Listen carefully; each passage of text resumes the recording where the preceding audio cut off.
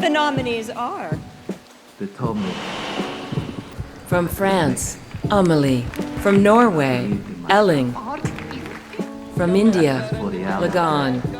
नाम तो सिर्फ एक फिल्म का था, लेकिन इसके साथ जुड़ी थी 400 क्रू मेंबर्स की मेहनत, 1000 से ज्यादा मूवीज प्रोड्यूस करने वाली इंडस्ट्री की इज्जत और करोड़ों लोगों के देश की उम्मीदें। आखिर ऐसा क्या था उस फिल्म में जिसने लगान को हरा के इन सारी चीजों पर पानी फेर दिया? And the Oscar goes to Bosnia and Herzegovina for No Man's Land, accepting the award the director Denis Tonovich. This is the first Academy Award. इसको हम 4 सेक्शंस में एनालाइज करेंगे।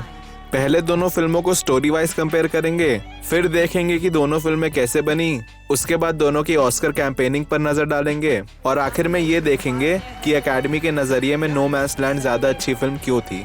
No man's land Bosnia and Herzegovina country की एक war film है। ये film Bosnian war पे based है जो कई साल तक चली यूगोस्लाव वॉर का एक हिस्सा थी। ये वॉर बोस्नियन सर्ब्स और बोस्नियाक यानी बोस्नियन मुस्लिम्स के बीच लड़ी गई थी। इस वॉर के बारे में तुम लोग इंटरनेट पे डिटेल में पढ़ सकते हो। नो मैंस लैंड के लिए अगर तुम लोग स्पॉइलर नहीं चाहते तो अगले टाइम स्टैम्प पे जंप करो।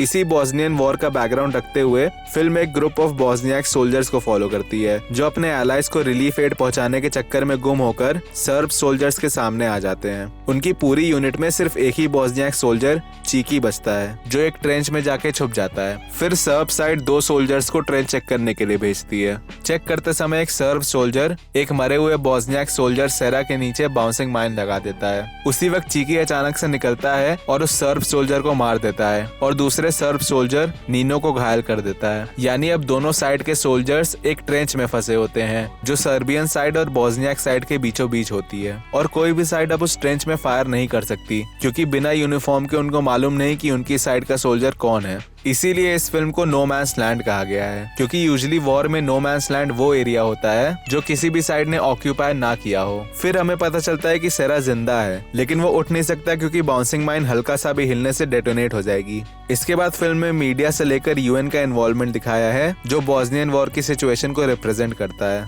आगे क्या होता है इसको जानने के लिए मैं ये फिल्म जरूर रिकमेंड करूंगा।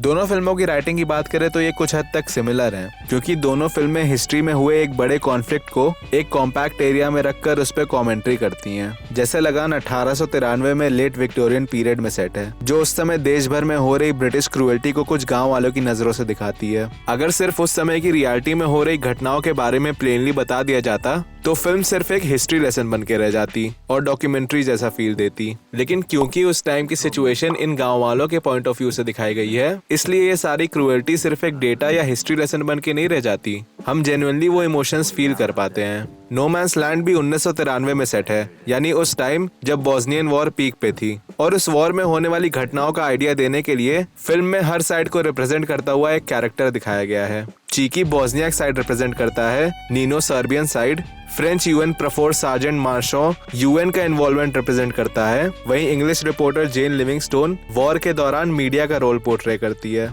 फॉर एग्जाम्पल 1993 में वॉर के दौरान एक इंसिडेंट हुआ था जहां एक यूएन कमांडर श्रेब्रेनिसा नाम के टाउन में गया था। श्रेब्रेनिसा वो टाउन था जहां बोस्नियाक्स ने अपने घरों से भाग के बचने के लिए शरण ली थी। वहां के लोग उस यूएन कमांडर को जाने नहीं दे रहे थे। वो चाहते थे कि इस टाउन को यूएन प्रोटेक्शन मिले क्योंकि सर्ब्स ने ऑलरेडी वहां घेराबंदी कर ली थी। इवेंचुअली उस टाउन को यूएन सेफ एरिया का दर्जा दे दिया गया बट ठीक 2 साल बाद यूएन प्रोटेक्शन के बावजूद 8000 से ज्यादा बोस्नियाक्स का श्रेब्रेनिसा में कत्लेआम हुआ और ये सब कुछ यूएन बुत बन के देख रहा था।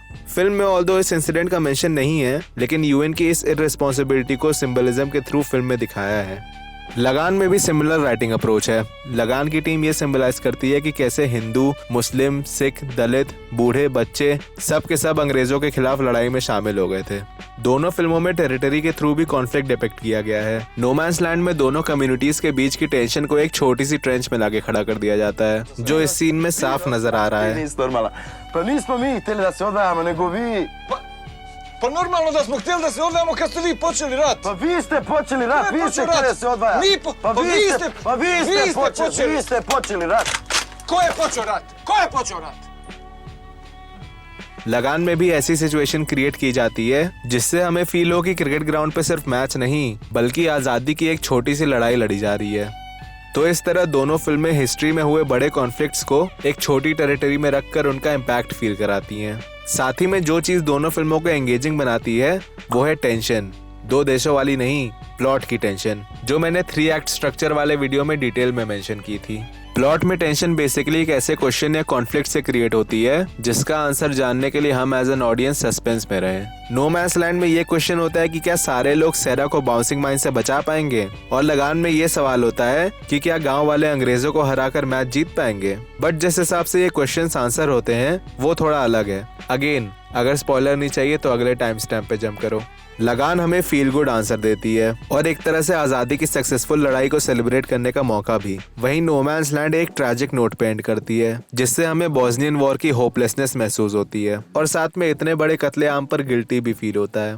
अब आते हैं दोनों फिल्मों की मेकिंग पर। लगान की मेकिंग पर चले चलो नाम की एक बहुत बढ़िया डॉक्यूमेंट्री है जो मैं तुम सबको जरूर रिकमेंड करूंगा। ये यूट्यूब पे भी अवेलेबल है। लगान आमिर खान प्रोडक्शंस की पहली फिल्म थी क्योंकि कोई भी आशुतोष गोवारकर की मूवी को बैक करने के लिए रेडी नहीं था। क्योंकि जब मैं पहले प्रोड्यूसर्स के पास गया, यही सब मुद्दे थे जिसके बेसिस पे उन्होंने इस स्क्रिप्ट को इनकार किया था। तो मैंने सोचा और फिर मैंने आशुतोष को कहा कि आशु, मैं ये फिल्म कर रहा हूँ, ना सिर्फ एज एन एक्टर लेकिन एज अ प्रोड्यूसर भी मैं ये फिल्म कर रहा हूँ, मैं खुद ये फिल्म प्रोड्यूस करूँगा। और जब उसने ये कहा तब That was one of the happiest days of my life. No Man's Land को on the other hand एक bunch of producers और production houses ने बैक किया था। फ्रांस, इटली, स्लोवेनिया, यूके और बेल्जियम जैसी कंट्री से लोगों ने फिल्म को को प्रोड्यूस किया था। लगान का बजट उसकी हिस्टोरिकल सेटिंग और स्टारकास्ट की वजह से 25 करोड़ था। वहीं no man's land comparatively easy location और मेथड एक्टर्स की वजह से सिर्फ 2 मिलियन यूरोस में बनी थी, जो उस समय रफली 10 से 13 करोड़ के बीच होगा। लगान जहां एक कमर्शियल फिल्म थी, वहीं नो मैंस लैंड एक इंडी फिल्म। लगान करीबन 1 साल में बनी थी जिसमें 10 महीने की फिल्मिंग इन्वॉल्व थी। वहीं नो मैंस लैंड 14 दिन में लिखी गई, 26 दिन में शूट हुई और 12 दिन में एडिट होकर तैयार हो गई। बट इसका मतलब ये नहीं कि फिल्म में मेहनत नहीं थी। डेनिस स्टैनोविच जो नो मैंस लैंड के डायरेक्टर हैं, बोस्निया के कैपिटल सारायेवो में फिल्म स्कूल से पढ़ाई कर रहे थे। उसी टाइम 1992 में बोस्निया में जंग छिड़ गई और उनको अपनी पढ़ाई रोकनी पड़ी, लेकिन फिर उन्होंने भी इस आपदा को अवसर में बदला।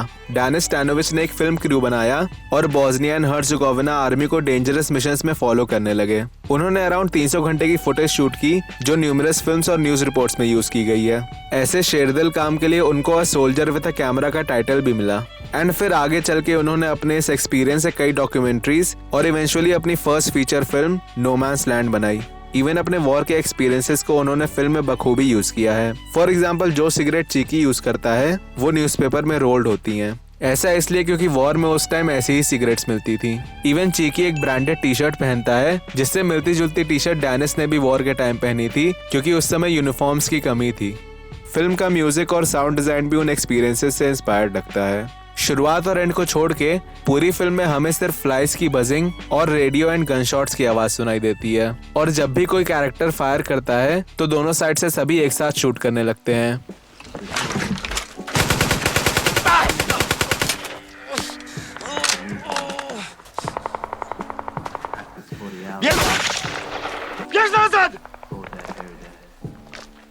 ये चीज भी डेनिस स्टैनोविच ने वॉर में ऑब्जर्व की थी।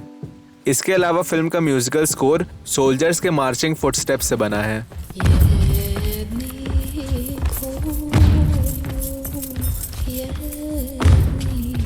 यानी इन सब से हम ये कंक्लूड कर सकते हैं कि लगान की तरह नो मैंस लैंड भी बहुत मुश्किलों से बनी थी।